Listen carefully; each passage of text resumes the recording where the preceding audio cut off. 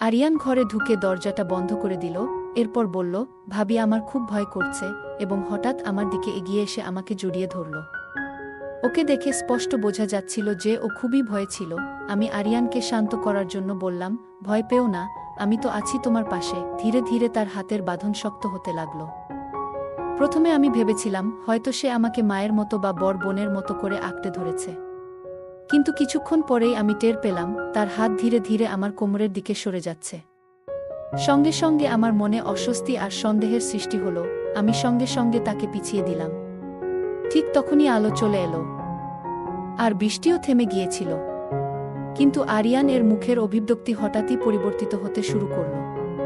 তাকে আর ভীত দেখাচ্ছিল না। আমি বললাম, এখন আর চিন্তার কিছু নেই। বৃষ্টি থেমেছে, ঝড়ও কেটে গেছে। এখন তুমি ফিরে যেতে পারো। কিন্তু সে এক রহস্যময় হাসি দিয়ে উত্তর দিল, বাইরের ঝড় থেমেছে ঠিকই, কিন্তু আমার মনের ঝড় এখনো চলছে। সেটা থামলেই চলে যাব। তার এমন কথা শুনে আমি অবাক হয়ে গেলাম। তাকে দেখে মনে হচ্ছিল সে আর ছোট নেই। তার চোখের চাহনি এবং কথা বলার ভঙ্গি একদম পরিণত মানুষের মতো হয়ে গেছে। তারপর সে আরও আমার দিকে এগিয়ে এলো। তারপর সে আমাকে, বন্ধুরা আজকের গল্পটা অনেক বেশি স্পেশাল, তাই কেউ মিস করো না। আর দয়া করে গল্পগুলো ভালো লাগলে ভিডিওটি লাইক, শেয়ার এবং চ্যানেলটি সাবস্ক্রাইব করো প্লিজ। আমার বিয়ের মাত্র 2 দিন পেরিয়েছে। তখন আমার শাশুড়ি আমার সবচেয়ে ছোট দেবরকে আমার ঘরে নিয়ে এলেন। 16 বছরের ছেলে আরিয়ান কিছুটা লজ্জিত মুখে শাশুড়ির পাশে দাঁড়িয়েছিল। আমার শাশুড়ি হাসি মুখে বললেন, তোমার কুনালের সঙ্গে এনগেজমেন্ট হওয়ার পর থেকেই তোমার দেবর বলছিল তার ভাবির সঙ্গে বন্ধুত্ব করিয়ে দিতে। তবে এই তাড়াহুড়োর এনগেজমেন্ট আর মাত্র 2 মাসের মধ্যে আমার জীবন ওলট পালট করে দিয়েছে আমার দেবর। আমি কখনো ভাবিনি দেবর আমার সাথে এমন কিছু করবে। আমার শাশুড়ি এক নিঃশ্বাসে পুরো ঘটনা আমাকে বলে ফেললেন দেবরের বিষয়ে। আরিয়ান খুবই লাজুক প্রকৃতির ছেলে বলে মনে হলো। সে আমার শাশুড়ির পিছনে লুকিয়ে তার ওড়নায় আঙুল পেঁচিয়ে রাখছিল এবং চুপি চুপি আমার দিকে তাকাচ্ছিল। আমি হেসে তার দিকে হাত বাড়িয়ে দিলাম। কিছুটা সংকোচ নিয়ে সে আমার সঙ্গে হাত মেলালো। আমি মৃদু হাসিতে বললাম, তুমি ছেলে হয়ে এত লাজুক কেন? আমি তো তোমার ভাবি, একদম বড় বোনের মতো। যখন খুশি আমার সাথে কথা বলতে পারো। আমার কথা শুনে সে মুখে কিছু বলল না। সে কিছু না বলে শুধু হেসে মাথা নাড়ল। আমি পরিবারের সবচেয়ে বড় বউ ছিলাম। আমার স্বামী কুনালের পরে 2 বোন ছিল এবং তাদের চেয়েও ছোট ছিল আমার দেবর আরিয়ান। কুনাল খুবই যত্নশীল এবং ভালোবাসাপূর্ণ স্বামী ছিলেন। শ্বশুরবাড়ির সদস্যরাও খুবই ভালোবাসত। আরিয়ান এর দিকে প্রথম হাত বাড়িয়েছিলাম আমি। যদিও তার বয়স 16 বছর, তার শারীরিক গঠন এবং উচ্চতার কারণে তাকে বড় দেখাত। সে দেখতেও অনেক সুন্দর ছিল। সন্ধ্যায় আমি প্রায়ই তার ঘরে যেতাম, আর আমরা বিভিন্ন বিষয়ে আলাপ করতাম। খুব দ্রুতই সে আমার সঙ্গে মিশে গিয়েছিল এবং সে নির্দ্বিধায় আমার ঘরে আসত। আমরা অনেক গল্প করতাম। একদিন আমি আরিয়ানের ঘরে গেলাম, দেখলাম সে টিভি দেখছে। আমাকে দেখে সে তৎক্ষণাৎ চ্যানেল বদলে ফেলল এবং কিছুটা বিচলিত হয়ে পড়ল। আমি তার পাশে গিয়ে বসলাম, আর তার মুখের বিবর্ণ ভাব দেখে মনে হলো যেন কিছু সন্দেহজনক রয়েছে। ভাবতে থাকলাম, এমন কি দেখছিল যে আমাকে দেখেই চ্যানেল বদলে ফেলল। আমি মৃদু হেসে তাকে জিজ্ঞেস করলাম, তুমি টিভিতে কি দেখছিলে? আমার প্রশ্ন শুনে সে হকচকিয়ে গেল, মাথা নেড়ে বলল, না ভাবি, কিছুই না। এখন তো কার্টুন চলছে টিভিতে। আমি বললাম, যা দেখছিলে সেটা আবার চালাও। সে চোখ নামিয়ে সেই চ্যানেলটা চালালো, আর আমি সেটি দেখে চমকে গেলাম। চোখ বন্ধ করে কাঁপতে থাকলাম। আমি এক মুহূর্তের জন্য স্তব্ধ হয়ে গিয়েছিলাম। আমার হৃদয় যেন থেমে গিয়েছিল। আমি আরিয়ান এর দিকে তাকালাম এবং বললাম, তুমি এটা কি টিভিতে দেখছো? বলো, রাতে কিভাবে ঘুমাও? আমার রাগ দেখে সে ভয়ে কেঁপে উঠল এবং মাথা নেড়ে বলল, ভাবি, দয়া করে ভাইকে কিছু বলবেন না। আমি তাকে একটু বকুনি দিয়ে বললাম, এমন ভৌতিক জিনিস দেখে কিভাবে ঘুমাতে যাও? এত ভয়ের জিনিস কিভাবে সহ্য করো? সে আসলে একটি ভৌতিক সিনেমা দেখছিল, যা দেখে আমি নিজেও কিছুটা ভয় পেয়ে গিয়েছিলাম। সে সাথে সাথে ক্ষমা চেয়ে বলল, আর কখনো দেখব না। আমার শ্বশুরবাড়ি আমার কাছে সত্যিই খুব ভালো লেগেছিল। আমার ননদরাও আমাকে খুব ভালোবাসত, আর আমি নিজেকে খুবই সৌভাগ্যবান ভাবতে শুরু করেছিলাম। কিন্তু তখনও আমি জানতাম না যে এই সব সুখ বেশি দিনের জন্য থাকবে না। আমার জীবনে এমন কিছু আসতে চলেছে যা একজন নারীকে কাঁপিয়ে তুলতে পারে। এমন পরিস্থিতিতে পড়তে যাচ্ছি যা মনের গভীরে প্রচণ্ড কষ্টের সৃষ্টি করবে। আমার বাপের বাড়িতে আমি ছিলাম সবার ছোট, তাই আমাকে খুব একটা কেউ গুরুত্ব দিত না। আমার বড় ভাই বোনেরা নিজেদের মধ্যে গল্প করত, আর যখন আমি তাদের কাছে যেতাম তারা বলতো, তুমি তো ছোট, আমাদের বড়দের মাঝে তোমার কি কাজ? এতে আমি নিজেকে অনেকটাই একাকী অনুভব করতাম। আরিয়ানকে দেখে আমার শৈশবের কথা মনে পড়ে যেত, যখন আমি আমার ভাই বোনদের সঙ্গে থেকে তাদের মনোযোগ পেতাম না। আমি বুঝতে পারতাম আরিয়ানও হয়তো ঠিক আমার মতোই অনুভব করছে। আমার দুই ননদের মধ্যে খুব ভালো বন্ধুত্ব ছিল, তারা সবসময় একসাথে থাকত।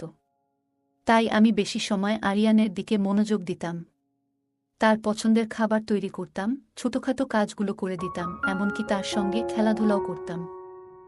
কারণ আমি চেয়েছিলাম যে একাকিত্ব আমি অনুভব করেছি তা যেন আরিয়ান না পায়। একদিন সে আমার ঘরে এলো যখন আমার স্বামী কুনাল এর আসার সময় ছিল। তাই আমি সুন্দর পোশাক পরে আয়নার সামনে সাজগোজ করছিলাম। আরিয়ান তখন আমার ঘরে এসে মনোযোগ দিয়ে আমার সাজগোজ দেখতে লাগলো।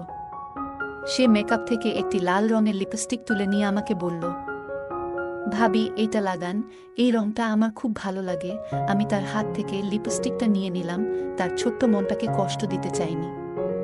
এরপর রাহুল আমার দিকে তাকিয়ে একটু মুচকি হাসল এবং ধীরে ধীরে আমার কাছে এসে আমার মুখ দুহাতের মধ্যে ধরে বলল, আপনাকে আজ খুব সুন্দর লাগছে। তারপর হঠাৎ করেই সে আমাকে আলিঙ্গন করল। প্রথমে তার এমন আচরণে আমি হতবাক হয়ে গেলাম, মনে হচ্ছিল যেন আমার হৃদস্পন্দন থেমে গেছে। আমি সঙ্গে সঙ্গে নিজেকে ছাড়িয়ে নিয়ে তাকে দূরে সরিয়ে দিলাম। সে কিছুটা পিছিয়ে গিয়ে আমার দিকে তাকালো, আর আমি রাগে তাকালাম তার দিকে। আমার এই রাগ দেখে সে কিছুটা ভীত হয়ে পড়ল এবং বলল, ভাবি, আপনি তো আমার বড় বোনের মতো। আপনি আমার কাছে আমার দুই বোনের থেকেও বেশি প্রিয়। কিন্তু হয়তো আপনি আমার ভালোবাসা যদি তোমার জন্য ভুল মনে হয় তবে আমাকে ক্ষমা করে দাও। আরিয়ান মাথা নিচু করে লজ্জিতভাবে বলল এবং ঘর থেকে বেরিয়ে গেল। আমি নিজেকে খুব অস্বস্তিতে অনুভব করছিলাম, নিজের চিন্তাভাবনাকে খুব সংকীর্ণ মনে হচ্ছিল। সে আমাকে বড় বোনের মতো ভেবে জড়িয়ে ধরেছিল, আর আমি কি ভেবে তাকে দূরে ঠেলে দিয়েছিলাম। মনে হচ্ছিল আমি কতটা খারাপ ব্যবহার করেছি। সে আমার সম্পর্কে কি ভাববে যে আমি কতটা অভদ্র। আমার নিজের আচরণের জন্য লজ্জিত হতে শুরু করেছিলাম। তাই পরের দিন আমি আরিয়ানের সঙ্গে আগের মতোই স্বাভাবিক আচরণ করলাম। এখন আরিয়ান সারাদিন আমার পাশে বসে থাকত এবং মাঝে মাঝে নির্দ্বিধায় আমাকে জড়িয়ে ধরত। আর সব সময় সে আমার কাছাকাছি থাকত, যা আমাকে অদ্ভুত এক অস্থিরতার মধ্যে ফেলে দিত। মনে হতো কিছু একটা ভুল হচ্ছে। আমার অন্তর থেকে বারবার বলছিল, এটা ঠিক নয়। কিন্তু শয়তান মানুষের অন্তরের খারাপ চিন্তাগুলোর উস্কানি দিতে থাকে। আমি নিজেকে বোঝাতে চাইতাম, সে তো ছোট একটা ছেলে, আমাকে বড় বোনের মতো ভালোবাসে। আমিও সেভাবেই তাকে বোঝা উচিত। আমি দেখতে বেশ সরুপাতলা ছিলাম, আর আরিয়ান আমার চেয়ে 2-3 ইঞ্চি লম্বা ছিল। যখন সে স্কুল থেকে ফিরে আসত, আমি রান্নাঘরে রান্না করতাম, তখন সে এসে আমাকে জড়িয়ে ধরত। আমি ভীষণ অস্বস্তিতে পড়ে যেতাম। গরমে রুটি বানাতে বানাতে ঘামের ধারা বইত, আর আমি তখন বলতাম, আরিয়ান, একটু দূরে থাকো, দেখছো না আমি রুটি বানাচ্ছি। তখন সে একটু পিছিয়ে যেত এবং বলতো, ভাবি, আপনি সবসময় এত কাজ করেন কেন? কখনো তো কাজ থেকে একটু বিরতি নিন। তার এই কথার উত্তরে আমি মৃদু হেসে বলতাম, যখন তোমার বউ আসবে তখন আমি অবসর নেব আর সে তোমার সব কাজ করবে। এই কথা শুনে সে বলতো, ভাবি, আমার বউ যেন আপনার মতোই হয়, ঠিক এমনটাই চাই আমি। তোমার মতো সুন্দর, তোমার মতো একজন জীবনসঙ্গী যদি পাই তবে আর কিছু চাইব না। আরিয়ান বলল, তার চোখে এক ধরনের অদ্ভুত আকর্ষণ ছিল। সে ধীরে ধীরে আমার দিকে এগিয়ে আসছিল, আর তার চাহনিতে প্রথমবারের মতো আমি এক ভিন্ন অনুভূতি টের পেলাম। মনে হচ্ছিল তার দৃষ্টি যেন আমার হৃদয়ের গভীর পর্যন্ত পৌঁছে যাচ্ছে। হঠাৎ আমার শরীর কাঁপতে লাগলো, দ্রুত নিজের ওড়নাটা ঠিক করে নিলাম। এই মুহূর্তে তার প্রশংসা আমার মনকে অস্থির করে তুলছিল। আরিয়ান তখন সে আমার কাছাকাছি এসে আমার মুখের ঘামের ফোঁটাগুলো হাত দিয়ে মুছে দিল। আমি হঠাৎই পিছিয়ে গিয়ে দেওয়ালের কাছে সরে গেলাম। তারপর সে বলল, আমার ইচ্ছে করে আপনাকে কোনো কাজ না করিয়ে শুধু রানীর মতো সাজিয়ে রাখি। এতটাই ভালো লাগে আপনি আমার কাছে। আমার মনে হচ্ছিল আমার হৃদয় যেন তীব্র গতির ঘোড়ার মতো ধুকপুক করছে। এমন প্রশংসা তো আমার স্বামীও কখনো করেনি। হঠাৎই আরিয়ান নিজের অবস্থান থেকে সরে গেল, তার ভঙ্গিমাও বদলে গেল। সে বলল, ভাবি, আপনি আমার বোনদের থেকেও কিছু কাজ করান। তারা তো শুধু বসে বসে টিভি দেখে, আর আপনি সারাক্ষণ কাজ করেন। এটা দেখে আমার সত্যিই খারাপ লাগে। আরিয়ান কথাবার্তা ঘোরাতে খুবই পটু ছিল, মুহূর্তের মধ্যে তার আচরণও বদলে যেত। আমি এবার আরিয়ান এর সেই দৃষ্টির সঙ্গে লড়াই শুরু করলাম। আমি তাকে বললাম, যাও, তুমি ফ্রেশ হয়ে আসো, আমি রুটি বানিয়ে খাওয়ার আয়োজন করছিলাম। তখন আরিয়ান রান্নাঘর থেকে বেরিয়ে গেল। সে বের হতেই আমি যেন কিছুটা স্বস্তির নিঃশ্বাস ফেললাম। কিছুদিন ধরে আমি তার উপস্থিতিতে অস্বস্তি অনুভব করছিলাম। তার দৃষ্টিগুলো এখন আমাকে বিরক্ত করতে শুরু করেছিল। একদিন আমি আমার স্বামী কুনালকে বললাম, আরিয়ান বড় হচ্ছে, ওর এখন একটু পরিপক্কভাবে চলা দরকার। ওর মধ্যে এখনো অনেক শিশুসুলভ আচরণ দেখা যায়। যেমন সে মায়ের মতো আমাকে জড়িয়ে ধরে। এগুলো ঠিক স্বাভাবিক লাগছে না আমার কাছে। আমি কুনালকে বলার কারণ ছিল সে যেন আরিয়ানকে বুঝিয়ে বলে। আমি চাইনি যে আমি নিজে সরাসরি কিছু বললে বাড়ির কেউ ভুল বুঝে আমাকে দোষারোপ করুক। যদি আমি আরিয়ানকে কিছু বলতাম, তাহলে হয়তো সে এই কথাগুলো তার মায়ের বা বোনদের সামনে বলতো। তখন সবাই ভাবত আমি বাড়ির মধ্যে অশান্তি তৈরি করছি। তবে যদি কুনাল নিজে আরিয়ানকে এই বিষয়ে বুঝিয়ে বলে, তাহলে সেটা অন্যরকম হতো। কারণ শাশুড়ি বাড়ির বউয়ের প্রতিটি আচরণকে কড়া নজরে দেখে, কিন্তু কখনো কারণটা বোঝার চেষ্টা করে না। তারা কেবল ফলাফল দেখে সিদ্ধান্ত নেয়া। এজন্য কুনাল আরিয়ানকে সরাসরি কিছু বলুক, এমনটাই চেয়েছিলাম, কিন্তু কুনাল আমার কথা শুনে হাসতে লাগল। সে বলল, তুমি কত অদ্ভুত কথা বলো। আরে, ও তো এখনো বাচ্চাই রয়ে গেছে। তোমাকে মায়ের মতো ভেবে ভালোবাসে, আর তুমিই কিনা এত ভাবছ। কুনাল আমার কথায় একদমই সাধারণভাবে প্রতিক্রিয়া দেখালো। আমি ভেবেছিলাম ও আমার কথার গুরুত্ব বুঝবে, কিন্তু ও কেবল হেসে বলল, তুমি এত অদ্ভুত কথা ভাবো কেন? ও তোমাকে বড় বোনের মতো ভালোবাসে, আর তুমিই কিনা এত কিছু ভাবছ। আমি ভেবে দেখলাম, হয়তো আমিও অতিরিক্ত ভাবছি। ও আমাকে বোনের মতোই দেখে, আর আমিও ওকে ছোট ভাইয়ের মতোই দেখি। তবে ওর দৃষ্টিভঙ্গি এবং কিছু কথাবার্তা মাঝে মাঝে অদ্ভুত লাগে।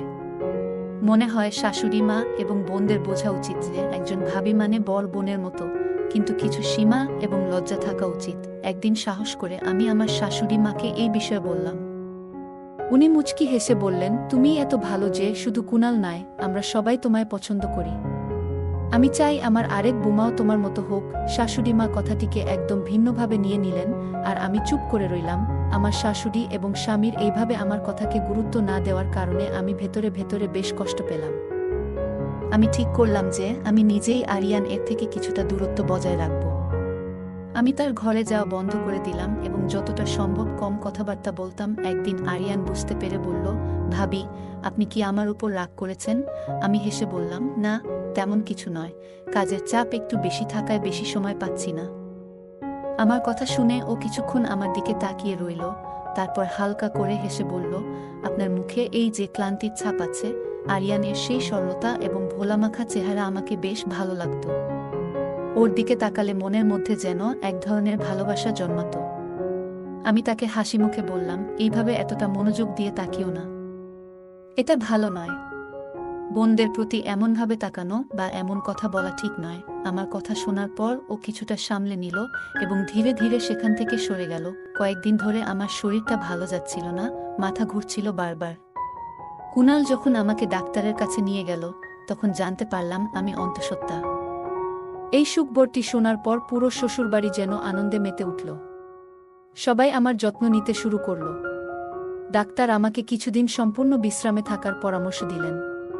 রান্নাঘরের সব কাজ আমার শাশুড়ি আর নন্দী নিজেদের দায়িত্বে নিয়ে নিল। আমার এখন বেশিরভাগ সময় আমার ঘরেই কাটে। এক রাতে আমার স্বামী, শাশুড়ি এবং নন্দ একটি বিয়েতে যাওয়ার জন্য প্রস্তুত ছিলেন। তবে বিয়েটি ছিল আমাদের বাড়ি থেকে বেশ কিছু দূরে, আর আমি অসুস্থ থাকায় ভ্রমণে যেতে পারছিলাম না। হঠাৎ দেখি আরিয়ানও কোনো এক অজুহাতে বাড়িতে থেকে যেতে চাইল। সে বলল স্কুলের পরীক্ষার জন্য তাকে পরদিন প্রস্তুতি নিতে হবে, তাই সে যাবে না। আমি ভেবেছিলাম আমার মায়ের বাড়ি চলে যাব, কিন্তু শাশুড়ি বললেন, আরিয়ান তো বাড়িতে থাকছে, তুমি এখানে থেকে যাও। আমরা রাতে ফিরে আসব, বিয়ে তো সন্ধ্যাতেই শেষ হয়ে যাবে। আমি সবসময় চাইতাম যে আমার শ্বশুরবাড়ির সকলেই আমার উপর খুশি থাকুক। যদিও সেটা সবসময় সম্ভব হতো না, তবুও আমি শাশুড়ির কথা মেনে নিলাম। রাতের খাবার শেষে আমি আমার ঘরে চলে গেলাম এবং দরজা বন্ধ করে দিলাম।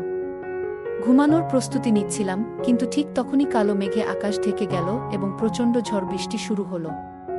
কিছুক্ষণ পর কুনাল ফোন করে জানালো, আমাদের এখান থেকে বের হওয়া সম্ভব নয়, আমরা ভোরের আগে ফিরতে পারবো না।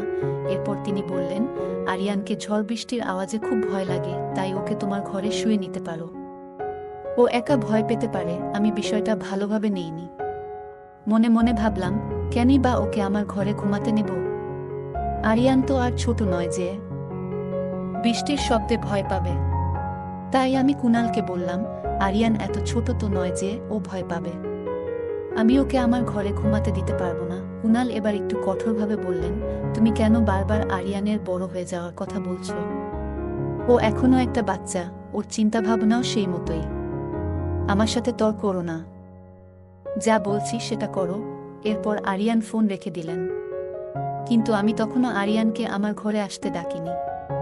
রাত গভীর হয়ে এলো আর আমি ঘুমিয়ে পড়লাম। কখন যেন মাঝরাত, বাইরে বজ্রপাতের আওয়াজে ঘুম ভেঙে গেল। এমন তীব্র শব্দ হচ্ছিল যেন কোথাও বাজ পড়েছে। এতটাই ভয়ানক আওয়াজ ছিল যে আমিও চমকে উঠলাম। সাথে সাথে বিদ্যুৎও চলে গেল। হঠাৎ আমার দরজায় জোরে ধাক্কার শব্দ হলো। আমি ভয়ে বিছানায় উঠে বসলাম। অন্ধকারে কিছুই দেখতে পাচ্ছিলাম না। আমি জিজ্ঞেস করলাম, কে? ওপাশ থেকে আরিয়ানের কণ্ঠ শোনা গেল, আমি আরিয়ান, ভাবি। তাড়াতাড়ি দরজা খোলেন, আমি ভয় পাচ্ছি। আমি অন্ধকারে ধীরে ধীরে দরজার দিকে এগিয়ে গেলাম, কারণ আমার শরীরেও কিছুটা ব্যথা ছিল। কয়েকদিন ধরেই আমি নিজেকে বেশ ক্লান্ত অনুভব করছিলাম, কারণ আমার পেটে বাচ্চা ছিল। দরজা খুলতেই দেখি আরিয়ান হাতে একটা টর্চ নিয়ে দাঁড়িয়ে আছে, খুবই ভীতসন্ত্রস্ত দেখাচ্ছিল। ও বলল, ভাবি, আমি খুব ভয় পাচ্ছি। ওর মুখের ভাব দেখেই বোঝা যাচ্ছিল কতটা আতঙ্কিত। আমি বললাম, ভেতরে এসো। আরিয়ান ঘরে ঢুকে দরজাটা বন্ধ করে দিল। এরপর বলল, আমার খুব ভয় করছে, এবং হঠাৎ আমার দিকে এগিয়ে এসে আমাকে জড়িয়ে ধরল। ওকে দেখে স্পষ্ট বোঝা যাচ্ছিল যে ও খুবই ভয়ে ছিল। আমি আরিয়ানকে শান্ত করার জন্য বললাম, ভয় পেও না, আমি তো আছি তোমার পাশে। ধীরে ধীরে তার হাতের বাঁধন শক্ত হতে লাগল। প্রথমে আমি ভেবেছিলাম হয়তো সে আমাকে মায়ের মতো বা বড় বোনের মতো করে আঁকড়ে ধরেছে। কিন্তু কিছুক্ষণ পরেই আমি টের পেলাম তার হাত ধীরে ধীরে আমার কোমরের দিকে সরে যাচ্ছে। সঙ্গে সঙ্গে আমার মনে অস্বস্তি আর সন্দেহের সৃষ্টি হল। আমি সঙ্গে সঙ্গে তাকে পিছিয়ে দিলাম। ঠিক তখনই আলো চলে এলো আর বৃষ্টিও থেমে গিয়েছিল। কিন্তু আরিয়ান এর মুখের অভিব্যক্তি হঠাৎই পরিবর্তিত হতে শুরু করল। তাকে আর ভীত দেখাচ্ছিল না। আমি বললাম, এখন আর চিন্তার কিছু নেই। বৃষ্টি থেমেছে, ঝড়ও কেটে গেছে। এখন তুমি ফিরে যেতে পারো। কিন্তু সে এক রহস্যময় হাসি দিয়ে উত্তর দিল, বাইরের ঝড় থেমেছে ঠিকই, কিন্তু আমার মনের ঝড় এখনো চলছে। সেটা থামলেই চলে যাব। তার এমন কথা শুনে আমি স্তম্ভিত হয়ে গেলাম। তাকে দেখে মনে হচ্ছিল সে আর ছোট নেই। তার চোখের চাহনি এবং কথা বলার ভঙ্গি একদম পরিণত মানুষের মতো হয়ে গেছে। সে আরও আমার দিকে এগিয়ে এলো। আমি একটু বিচলিত হয়ে বললাম, আরিয়ান, তুমি এসব কি বলছো? তুমি কি ঠিক আছো? এমনভাবে কথা বলো না, প্লিজ। আমি তোমার বড় বোনের মতো। আমার কথা শুনে সে হাসতে লাগলো। তারপর বলল, কোনো বোন? কিসের বোন? আরিয়ান বলল, শুধু তোমার মতো একজনই আছেন। তোমাকে দেখার পর থেকেই তোমার প্রতি একটা বিশেষ টান অনুভব করতাম। তোমার কাছাকাছি আসার অজুহাত খুঁজতাম সবসময়। তোমার পাশে থাকলে আমার ভালো লাগে। তার কথা যেন গরম সিসার মতো আমার কানে ঢুকছিল। এই মুহূর্তে আরিয়ান আর একজন সাধারণ মানুষের মধ্যে পার্থক্য করা কঠিন ছিল। আমি রাগে বললাম, তোমার লজ্জা করে না? তুমি কি বুঝতে পারো না আমি তোমার জন্য একজন মাসুমভাবী মানুষ? আমি চিৎকার করলাম। কিন্তু সে কোনোরকম ভয় ছাড়াই আমার সামনে দাঁড়িয়ে রইল। সে বলল, আমি কখনোই তোমাকে মা বলে ভাবিনি। আমি তো তোমাকে সবসময় ভালোবেসেছি। অনেকবারই তো তোমাকে সেটা বলেছি, হয়তো তুমি ভুলে গেছো। তার এই কথা শুনে আমি তাকে আরও দূরে সরিয়ে দিলাম, কারণ তার ব্যবহার তখন একেবারেই অনাকাঙ্ক্ষিত ছিল। আমি তাকে থামানোর চেষ্টা করছিলাম, কিন্তু হঠাৎ কিভাবে যেন সে এমন শক্তি পেল যে আমি একেবারেই দুর্বল হয়ে পড়লাম। আর বিদ্যুৎ চলে যাওয়ার পর থেকে মনে হচ্ছিল আশপাশের সবকিছু যেন অন্ধকারে ডুবে গেছে। আমার কোনো প্রতিবাদ, কান্না বা অনুরোধ কোনো কিছুই ফলপ্রসূ হল না। সেই রাতটা আমার জীবনের এক গভীর দুঃস্বপ্ন হয়ে গেল, যা আমার মানসিক প্রশান্তি ভেঙে চুরমার করে দিয়ে গেল। সকালে আমি ভেঙে পড়ে কাঁদছিলাম। আরিয়ান সামনে বসেছিল, মুখে নিষ্ঠুরতার ছাপ। সে বলল, যদি তুমি কারো কাছে কিছু বলো তবে ফলাফল তোমার জন্য ভালো হবে না। তার এই কথাগুলো আমার হৃদয়কে আরও ভেঙে দিল। আমি তখন ভেতরে ভেতরে দুই ধরনের যন্ত্রণায় ভুগছিলাম, একদিকে শারীরিক কষ্ট, অন্যদিকে মানসিক আঘাত। তার উপস্থিতি আমাকে ঘৃণায় ভরে দিল। আমি ক্রোধে বললাম, তুমি এখান থেকে চলে যাও।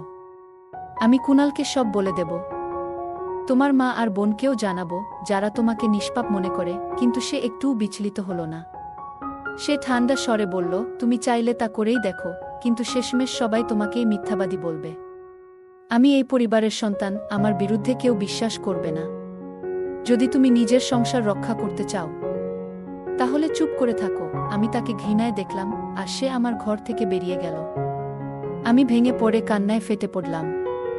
আমার মন তখন এমনই ভেঙে গিয়েছিল যে আমার মনে হচ্ছিল যেন কোনো কঠোর পদক্ষেপ নিতে চাইছি, কিন্তু নিজেকে সামলে নিলাম। মনের ভেতর অজানা ক্রোধ জমা ছিল। কিছু সময়ের জন্য আমার ইচ্ছে হচ্ছিল রান্নাঘর থেকে ছুরি নিয়ে এসে আরিয়ানকে শেষ করে দিই। সে আমাদের সম্পর্কের পবিত্রতাকে নষ্ট করে দিয়েছিল। হঠাৎ বাইরে কলিং বেলের শব্দ হলো। শরীরের সমস্ত যন্ত্রণা সত্ত্বেও আমি দৌড়ে গিয়ে দরজা খুললাম। কুণাল, আমার শাশুড়ি আর ননদ বাইরে দাঁড়িয়েছিলেন। আমি আমার স্বামী কুণাল এর গলা জড়িয়ে ধরে অঝরে কাঁদতে লাগলাম। পেটের ব্যথা এত তীব্র হয়ে উঠল যে আমি ছটফট করতে লাগলাম। কুণাল খুবই উদ্বিগ্ন হয়ে পড়লেন।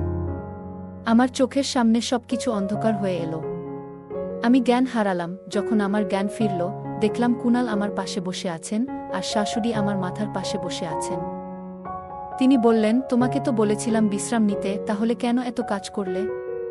আমরা তো খাবার তৈরি করে রেখে গিয়েছিলাম। এখন দেখলে তো কাজের কি ফল হলো। খুব অল্পের জন্য তোমার সন্তানকে হারাতে বসেছিলে। এখন আমি তোমাকে আর বিছানা ছাড়তে দেব না। মনে হলো এটা হয়তো আরিয়ান এর মিথ্যে ছিল যে আমি নাকি বাড়ির কাজ করছিলাম। আমি কাঁদতে লাগলাম। বলতে চাইলাম, আপনারা জানেন না আমার সাথে আসলে কি ঘটেছে। এর মধ্যে হঠাৎ আমার ঘরের দরজা খুলে গেল। আমার ননদ আর আরিয়ান ঘরে ঢুকল। আরিয়ান সম্ভবত আমার কথা শুনে ফেলেছিল। সে ঠান্ডা গলায় বলল, আমি ভেবেছিলাম মায়ের মতো ভাবি খুব সাহসী হবে, কিন্তু ও তো আমাকে ছাড়িয়ে গেছে। এমনকি বৃষ্টির ভয়ে রাতভর আমাকে ওকে সামলাতে হয়েছে। তার কথা শুনে আমি যেন আরও একবার ভেতরে ভেঙে পড়লাম। সকলেই আরিয়ান এর কথাগুলোকে স্বাভাবিকভাবে গ্রহণ করছিল। আমি মনে মনে ভাবলাম, বাড়ি ফিরে কুণালকে সবকিছু খুলে বলবো। কিন্তু যখন বাড়ি ফিরে তাকে সব বললাম, কুণালের প্রতিক্রিয়া ছিল অপ্রত্যাশিত। তিনি আমার গালে একটা জোরালো চড় মেরে বললেন, তুমি কি ভেবেছ আমার ছোট নিষ্পাপ ভাইয়ের সম্পর্কে এমন কিছু বলতে তোমার লজ্জা করে না? সে তো এখনো বাচ্চা, এমন কোনো ধারণাই তার নেই। তুমি তার উপর এই ধরনের অভিযোগ করতে কিভাবে পারলে? আমি সব বুঝি, তুমি এসব কেন করছো? আমি এই পরিবারের বড় ছেলে। তুমি ভাবছো আমি তোমার কথা বিশ্বাস করব আর তোমাকে সত্যি বলে স্বীকৃতি দেব? ভুলে যাও। যদি তুমি সন্তান সম্ভবা না হতে, আমি তোমাকে ডিভোর্স দিয়ে দিতাম। তুমি আমার ছোট ভাইকে দোষারোপ করার কে? আমি হতবাক হয়ে কুণালের দিকে তাকিয়েছিলাম। এ কি সেই কুণাল যে একসময় আমাকে ভালোবাসত? এই কি সেই মানুষ যার জন্য আমি এত কিছু সহ্য করেছি? আরিয়ান এর খারাপ আচরণ হাসি মুখে সহ্য করেছি। আমার মনে হলো আমার মর্যাদা এই মুহূর্তে সম্পূর্ণ ভেঙে পড়েছে। আমার এতদিনের সেবা যেন মূল্যহীন হয়ে গেছে। কুণালের বিশ্বাস তার ভাইয়ের প্রতি ছিল, আমার প্রতি নয়। আমি তৎক্ষণাৎ আমার জিনিসপত্র গুছিয়ে বেরিয়ে যাওয়ার সিদ্ধান্ত নিলাম। কুণাল একবারও আমাকে থামানোর চেষ্টা করল না। আমার শাশুড়ি পুরো ব্যাপারটা জানতেন না। আমাকে ব্যাগ হাতে বেরোতে দেখে তিনি বললেন, তুমি কোথায় যাচ্ছ? আমার শাশুড়ি বললেন, কোথায় যাচ্ছ? আমি কোনো উত্তর দিলাম না। কুণাল বলল, যেতে দাও ওকে, এর মাথা ঠিক নেই। মায়ের বাড়ি গিয়ে বোধহয় বুদ্ধি ঠিক হবে। আমি নীরবে বাড়ি থেকে বেরিয়ে এলাম। এটা কোনো সাধারণ স্বামী স্ত্রীর ঝগড়া ছিল না, যা আমি উপেক্ষা করতে পারতাম। আমি রিকশা নিয়ে সোজা আমার মায়ের বাড়ি চলে গেলাম। মাকে সবকিছু খুলে বললাম। মা হতবাক হয়ে বললেন, তুমি তো শিক্ষিতা, তবুও এমন বোকামি করেছ। শুরু থেকেই তোমার কঠোর হতে হতো। তা না হলে এই সমস্যাগুলো হতো না। তুমি যদি আগে এসব বলতে, আমি তোমাকে বুঝিয়ে দিতাম কিভাবে থাকতে হয়। তুমি নিজের ঘরটাই নষ্ট করেছ। নিজের শ্বশুরবাড়ির লোকদের খুশি করার চেষ্টা করতে গিয়ে দেবরের সব অপমান সহ্য করেছ। মা খুব চিন্তিত হয়ে পড়েছিলেন। কিন্তু আমার কি দোষ ছিল? আমি তো কুণালকে বলেছিলাম, আমার শাশুড়িকেও বলেছি, কিন্তু তারা গুরুত্ব দেননি। তাদের উচিত ছিল নিজের ছেলেকে বোঝানো যে দেবর ভাবির মধ্যে একটা সীমা থাকে। একদিন আমি একটি অপরিচিত নম্বর থেকে ফোন পেলাম। ফোন তুলতেই আমি সেই কণ্ঠ চিনতে পারলাম। এটা আরিয়ান ছিল। সে বলল, ভালোবাসার ভুলে গেছি, তুমি যা বলেছিলে তা ভুল ছিল। আমি বুঝতে পেরেছি। এখন তোমাকে আর কখনো সমস্যায় ফেলব না। আমার বন্ধুরা ভালো ছিল না, ওরা আমাকে ভুল পথে পরিচালিত করত। যেদিন তুমি আমাকে চ্যানেল বদলাতে দেখেছিলে, আমি কোনো ভয়ের সিনেমা নয়, বরং একটা রোমান্টিক সিনেমা দেখছিলাম। এরকম জিনিস দেখে আমি পথভ্রষ্ট হয়ে পড়েছিলাম। আমাকে মাফ করে দাও এবং বাড়ি ফিরে এসো। আমি বললাম, তুমি যা করেছ সেটা শুধু ভুল নয়, পাপ। আমি তোমাকে কখনোই ক্ষমা করতে পারব না। এর দায় শুধু তোমার নয়, তোমার পরিবারেরও। ওরা তোমার এইসব আচরণ চোখ বন্ধ করে সহ্য করেছে, সবসময় তোমাকে শুধুই ছোট বাচ্চা হিসেবে দেখেছে। আমি তোমার ভাইকে ডিভোর্স দেব। তোমাদের কারোর মুখ আর দেখতে চাই না। এটা বলে আমি ফোন কেটে দিলাম। এরপর আমি আমার স্বামী কুনালের সঙ্গে বিচ্ছেদ করার সিদ্ধান্ত নিলাম। সম্পর্কের এই পরিণতি হল, যখন স্বামী তার স্ত্রীর উপর বিশ্বাস রাখতে পারে না, তখন এমন সম্পর্ক থেকে মুক্ত হওয়াই ভালো। একজন নারী তার স্বামীর উপর বিশ্বাস রেখে শ্বশুরবাড়িতে থাকে। যদি সেই স্বামী তার প্রতি অবিশ্বাসী হয়ে যায়, তাহলে তাকে ছেড়ে যাওয়াই উত্তম। বন্ধুরা, যদি এই গল্পটি ভালো লেগে থাকে, তাহলে দয়া করে ভিডিওটি লাইক করুন এবং আমাদের চ্যানেলটি সাবস্ক্রাইব করুন। পাশে থাকা বেল আইকনটি প্রেস করুন, যাতে করে আমরা যখনই নতুন ভিডিও আপলোড করি, তার নোটিফিকেশন সবার আগে আপনার কাছে পৌঁছে যায়। ধন্যবাদ।